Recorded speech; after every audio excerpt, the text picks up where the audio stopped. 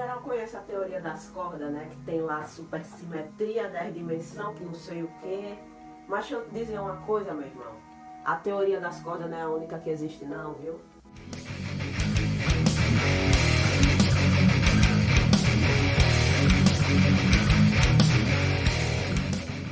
Quem assistiu meu vídeo sobre a teoria das cordas, ou já tem algum conhecimento prévio, viu o nível da gambiarra que essa teoria é.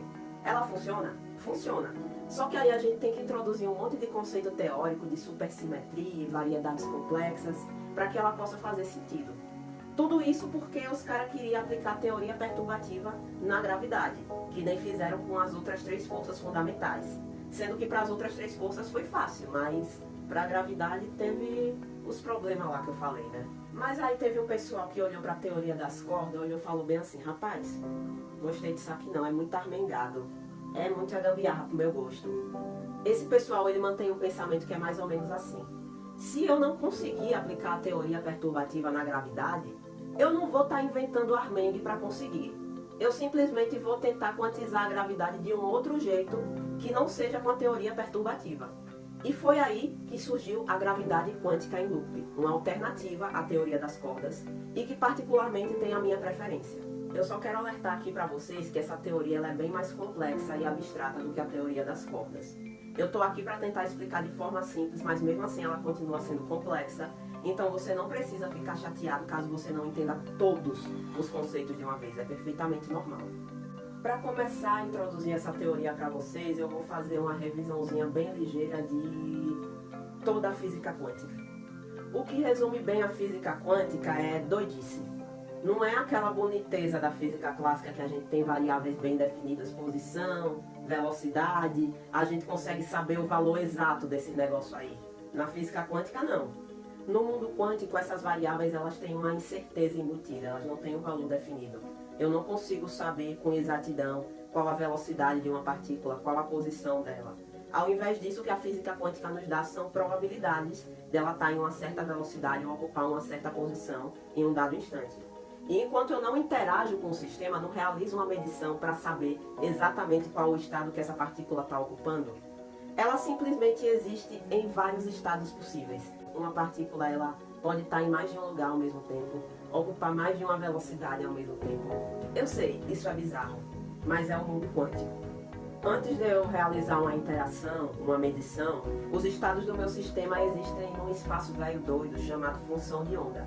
As funções de onda são descritas pelas equações de Schrödinger e elas nos dão a probabilidade da gente encontrar o nosso sistema em um dado estado. Repare que são só probabilidades, na física quântica a gente não fala de exatidão. Acontece que as equações da física quântica, elas têm algo que a gente chama de dependência de background. Isso é algo um pouco abstrato de se explicar, mas de forma bem simplificada, é como se elas precisassem necessariamente atuar em um tipo de espaço específico para fazerem sentido. E tem que ser aquele espaço, não pode ser outro. Se a gente mudar a forma do espaço, qualquer coisinha, quebra a teoria quântica. Isso é dependência de background. Já a teoria da relatividade geral, ela possui independência de background. O próprio espaço-tempo, nessa teoria, é mutável. Ele é uma entidade dinâmica do próprio sistema. Em termos mais técnicos, mais precisos, eu falo que a métrica desse sistema, o objeto matemático que encapsula a geometria do espaço e do tempo, ela evolui dentro das próprias equações da relatividade. Aí você já viu o problema feito, né? A gente tentando unificar as duas teorias, aí uma vem com a tal de uma dependência de background e a outra com independência. Aí não dá, como diz o jumento, tem que resolver isso aí, tá ok? Aí para resolver esse impasse, os caras pensaram bem assim, rapaz, e se a gente olhar a imprecisão quântica da própria métrica? Isso é, ao invés da gente observar a evolução quântica das propriedades de um objeto no espaço, que tal a gente observar a evolução quântica do próprio espaço e tentar escrever umas equações para isso? E foi com esse intuito que surgiu a equação de Wheeler-DeWitt, essa que você está vendo aí na tela. Ela é baseada em algo chamado formalismo ADM, que é algo muito abstrato para eu me aprofundar aqui nesse vídeo, mas eu vou deixar uma explicação e boas referências na descrição, para quem tiver mais interesse. Mas aí vamos para a pergunta que interessa. A pergunta é, o que a solução dessa equação nos diz a respeito da realidade? E aí, alguém tem algum palpite? Alguém arrisca? Atenção, a resposta é, rufem os tambores, absolutamente nada, porque essa equação não tem solução. É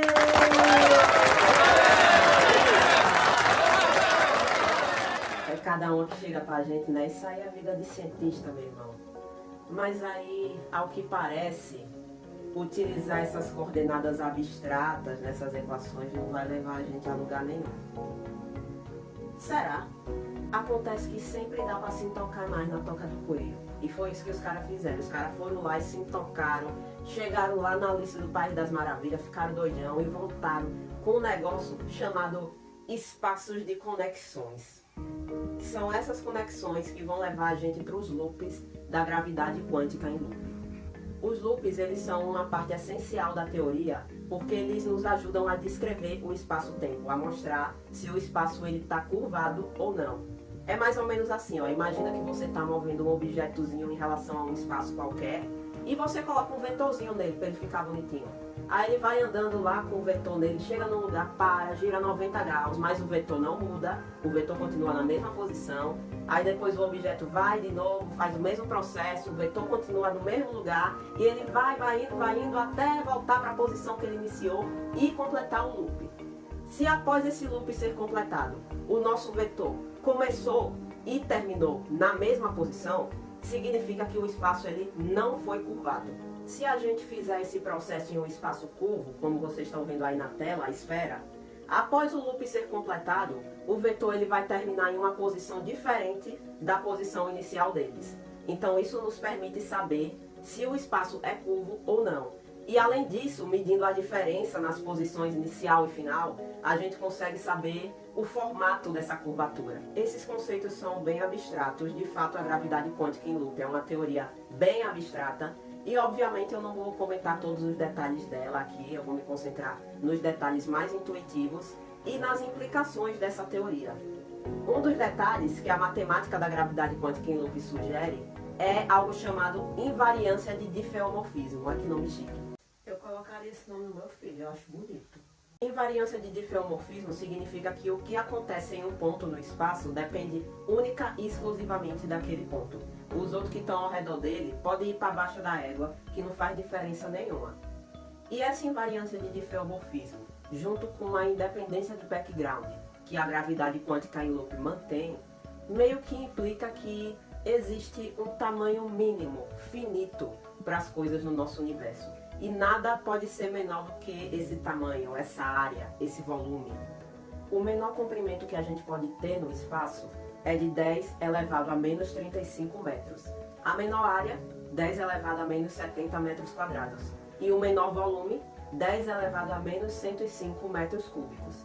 Existe até o menor intervalo de tempo possível, que é de 10 elevado a menos 43 segundos. Nada pode ser menor do que isso.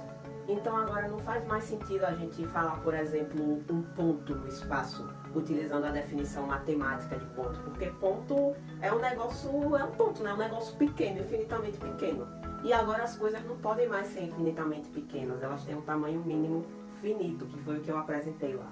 Então essa formulação matemática, ela meio que propõe que o nosso espaço ele não é mais contínuo, e sim discreto. Ele é feito de pequenos blocos indivisíveis, como se fossem átomos de espaço. E para representar o jeito como esses pedacinhos de espaço se ligam uns com os outros, a gente utiliza uma estrutura chamada rede de spin.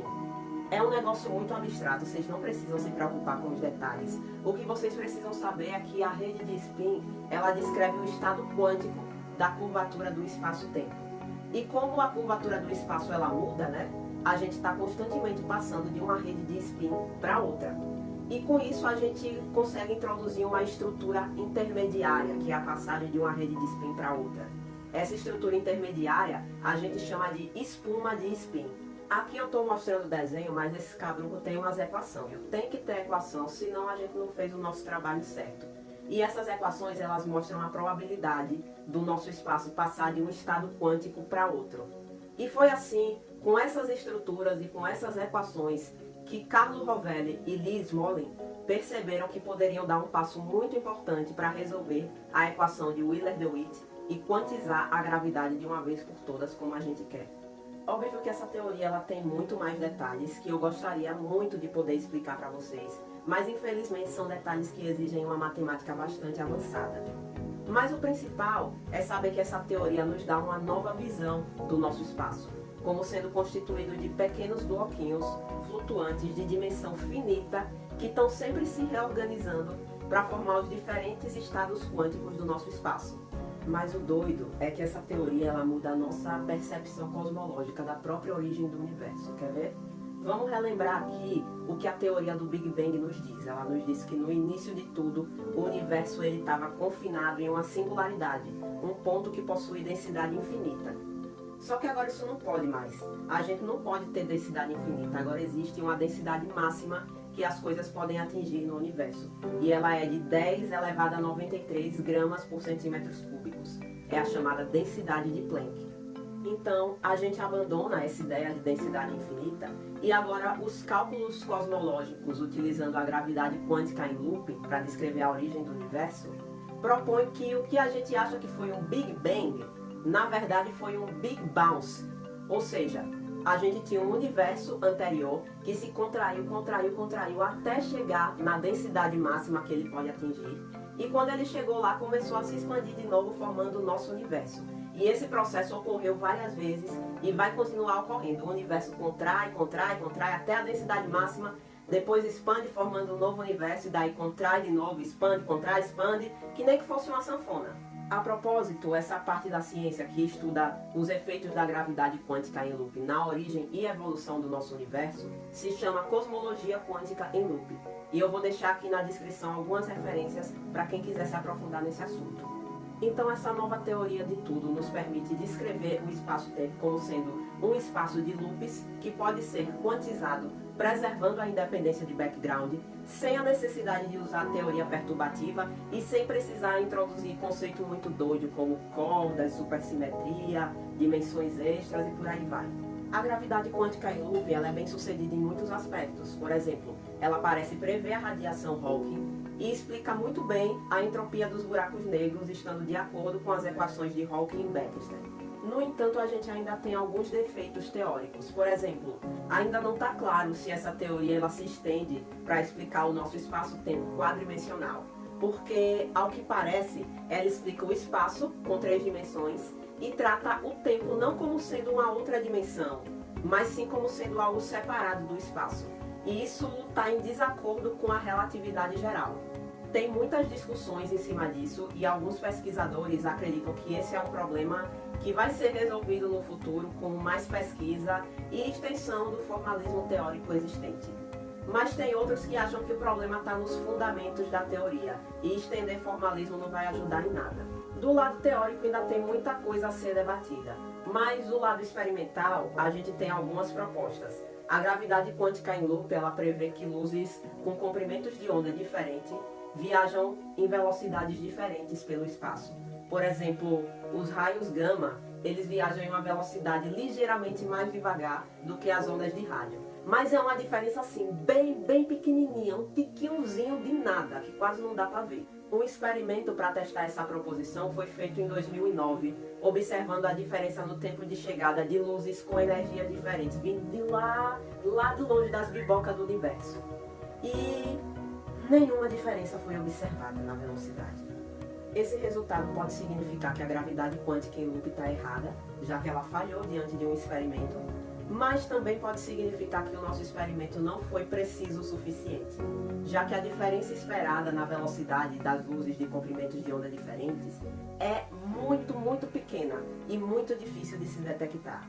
Então, se a gravidade quântica em loop vai ser nossa real oficial teoria de tudo, só o tempo dirá. Mas enquanto isso, uma coisa é certa: o universo é uma doidice da peste.